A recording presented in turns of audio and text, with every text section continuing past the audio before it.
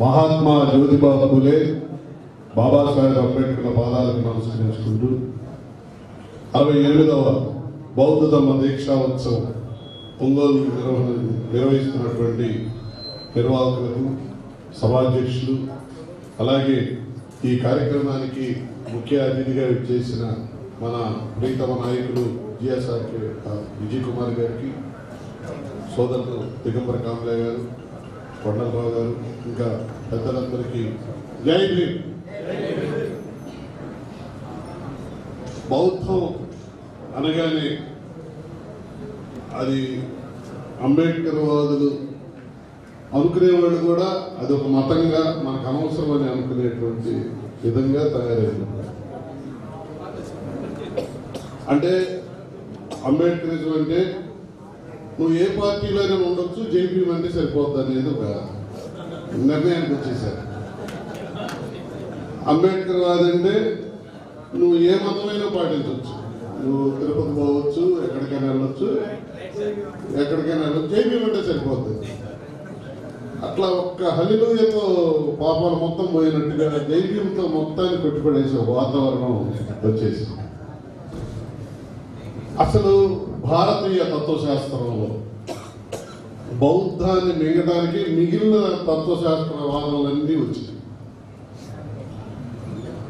బుద్ధుడు ఈ దేశంలో మొట్టమొదటిగా బ్రాహ్మణుల మీద పోరాటం చేసిన యోధుడు. అందుకే ఆ యోధుడిగా పరిచయం చేయట్లా. అందుకే అంబేద్కర్ నాకు కళ్ళు మూసుకున్న ధ్యాన బుద్ధ నాకు అవసరం లేదు, కళ్ళు తెరుచుకున్న బుద్ధుడు కావాలని ఆయన స్వయంగా కళ్ళు తెరిచిన బుద్ధుడు చెప్పలేదు. అంబేద్కర్ అనగానే, బుద్ధుడు అనగానే ఒక యోగి, ఆయన అసలు దేనికి పనికిరాడు అన్నట్టుగా బ్రాహ్మణులకు అర్థం తీసుకొచ్చేసారు. ఎవడన్నా అన్నదమ్ములు ముగ్గురుంటే వాళ్ళలో ఇద్దరు వాళ్ళ గురించి వర్ణించేటప్పుడు పెద్దవాడు కొంచెం మేధావి, రెండోవాడు పెద్ద రౌడి, మూడోవాడు కొంచెం బుద్ధుడు. అంటే వాడికి ఏం తెలియదు. బుద్ధుడే మహాజ్ఞాని, బుద్ధ అర్థం ఎట్లా తీసుకొచ్చేసారంటే ఆయనకి ఏమి తెలియనివాడు, అమాయకుడు అని. ఆ రాజశేఖర రెడ్డి తమ్ముడు ఉండేవాడు వివేకానంద రెడ్డి. రాజశేఖర రెడ్డి రౌడీ అంట, వివేకానంద రెడ్డి బుద్ధుడు అంట. అంటే ఆయన ఏం మాట్లాడాలి అట్లా. అలాగే పేపర్లో కూడా మనం చూసేటప్పుడు 6 సంవత్సరాల పిల్లల్ని రేప్ చేసిన ప్రబుద్ధుడు.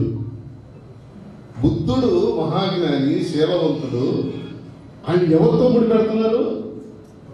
6 సంవత్సరాల అమ్మాయి రేప్ చేసిన ప్రబుద్ధుడు. అంబేద్కర్ ప్రధాన ఆశయం ఏంటి? ప్రబుద్ధ భారత్ కదా. అలాంటి ప్రబుద్ధ భారత నిర్మాణాన్ని చేయాల్సినటువంటి గొప్ప పదాన్ని తీసుకొచ్చి రేప్ చేసినోడికి కూడా అడ్డుకెడుతున్నారు. ఏ జిల్లాలో లేదు, ప్రకాశం జిల్లాలో ఒక సాంప్రదాయం లేదు. ఈ గ్రహణం, ఈ జ్ఞానం లేని పిల్లలు ఉంటారు కదా, చిన్నప్పుడే మెదడు వికసించిన పిల్లలు, వాళ్ళని పిల్లలందరూ బాగున్నారు కానీ ఒక్కడు మాత్రం అంబేద్కర్ అనేవాడు. వాళ్ళందరూ కావాలని అంబేద్కర్ మనం జ్ఞానం ఏంటంటే మానసికంగా ఎదుగుదల పిల్లలు ఎదగదని పిల్లలకి అంబేద్కర్తో పోల్చేవాడు అన్నమాట. సో అట్లా మొట్టమొదట బ్రాహ్మణుల మీద పోరాడిన వాడు బుద్ధుడైతే, ఆ తర్వాత బ్రాహ్మణుల మీద పోరాడిన వాడు మహాత్మా జ్యోతిబా ఫూలే. ఆయన అప్పుడున్న నిరక్షరాస్యత పరిస్థితుల్లో నుంచి వాళ్ళ వైపు నుంచిగా తీసుకొచ్చి బ్రాహ్మణ వ్యతిరేక ఉద్యమాన్ని తీసుకొచ్చారు. భగవంతుడు అన్నాడు, మనమున్న మధ్యలో ఈ బ్రోకర్ ఎందుకు అన్నాడు బ్రాహ్మణుడు బ్రోకర్గా మార్చేసినటువంటి వాడు జ్యోతిబా ఫూలే.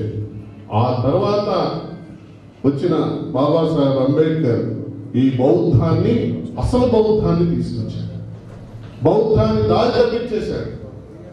బుద్ధుడంటే అర్ధరాత్రి భార్య పిల్లలకి చెప్పబెట్టుకుని ఇల్లు వదిలిపెట్టి వెళ్ళిపోయాడు. ఎందుకంటే అది మెంటలు వచ్చేసింది. రోగిని చూసి, ఒక శవాన్ని చూసి, ఒక ముసలాడు చూసి ఏంటి అని చెప్పి వెళ్ళిపోయాడంట.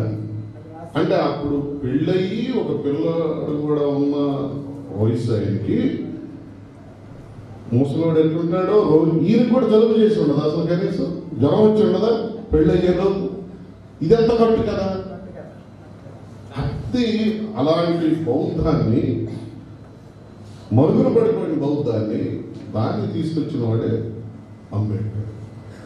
బుద్ధుడు అనగానే యోధుడు, రాజకీయ వ్యూహకర్త, మహాజ్ఞాని, రెబల్, ఒక విప్లవకారుడు. అంబేద్కర్ కూడా మనకేం చెబుతున్నారు? ఆయన రిజర్వేషన్ ఇచ్చాడు, ఆయన మనకి కొద్దిగా స్కాలర్షిప్ ఇచ్చాడు, కొద్దిగా ఉద్యోగాలు ఇచ్చాడు. అరే నెహ్రూని, పటేల్ని, గాంధీని ఉచ్చబోయించాడంటే అది చెప్పాలి. ఆ రెబల్ అంబేద్కర్ కదా మనం ప్రజెంట్ చేయాల్సింది.